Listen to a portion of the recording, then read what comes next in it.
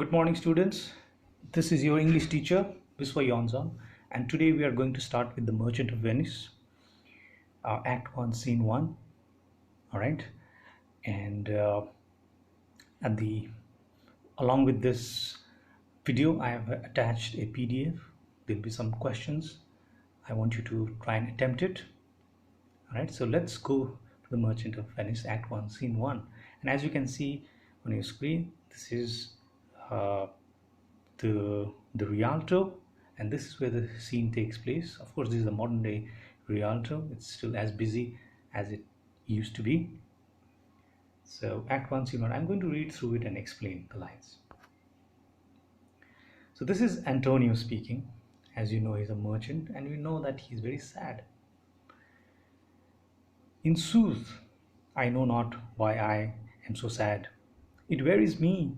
You say it wearies you. But how I caught it, found it, or came by it, what stuff it's made of, whereof it's born, I am to learn. And such a want with sadness makes of me that I have much ado to know myself. So, what does lines mean?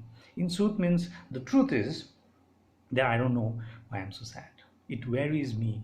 He's tired of being sad, but he doesn't know what makes him sad. When he started to become sad, he doesn't know anything about his sadness, but he's sad, and he's made a fool of himself, he says. So that's the scene. And along with him, he has two friends, Salarino and Salanio. They're not his best friends, but they are with him in this opening scene. And let's see how they have to react to this. So Salarino says, "Your mind is tossing on the ocean, there where your argosies with portly sails, like signors and rich burghers on the flood, or as it were, the pageants of the sea, do overpeer the petty traffickers that curtsy to them, do them reverence, as they fly by them with their woven wings." So Salarino gets a little poetic. So that's the imagery. He says, you are thinking about your ships laden with merchandise. Okay, and as they toss in the ocean full of the merchandise, like very rich men do on the streets of Venice. All right, so he's comparing the ships laden with merchandise to very rich people walking around in Venice. And what do? They look at the petty traffickers you see in the Rialto, small shopkeepers and traders, right? And who will actually tip their hat for them. So that is what you're thinking about, your ships, which are like rich and wealthy. And then another friend, Salanio, has to add something. He says, "Believe me, sir, had I such ventured forth, the better part of my affections would be my hopes. The better part of my affections would be with my hopes abroad. I should still be plucking the grass to know where sits the wind, peering in maps for ports and piers and roads, and every object that might make me fear misfortune to my ventures, out of doubt would make me sad." So he's saying, believe me, if I were you, or if I had such ventures like you, I would be thinking about the ships. I would be plucking the grass to know where sits the wind. This means at that point of time you didn't have engines, right?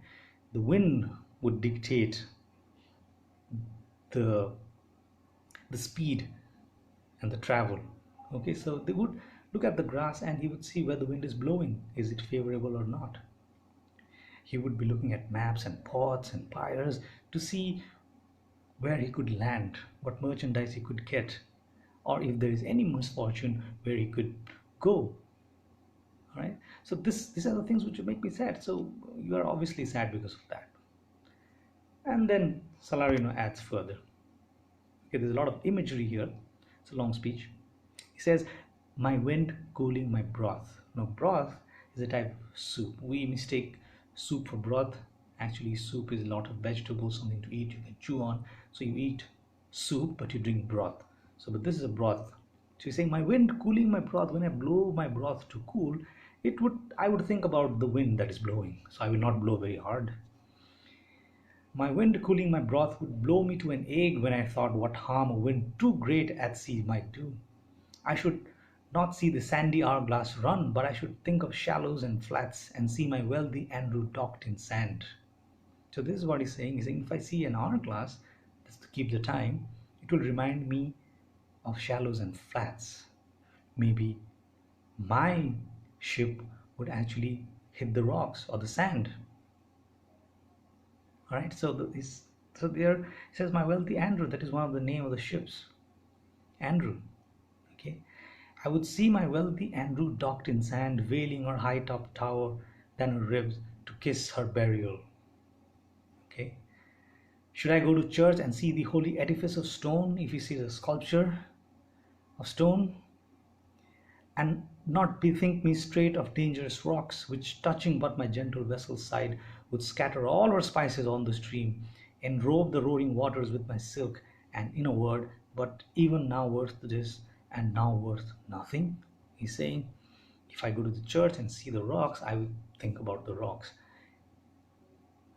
That would damage my ships. And that's very worrying for me. Right? Shall I have the thought to think on this, and shall I lack the thought that such a thing be chanced would make me sad? But tell me not. I know, Antonio, it is sad to think upon this merchandise. He's saying, like, I know you're thinking about your ships. That makes you sad. What does Antonio have to say about this?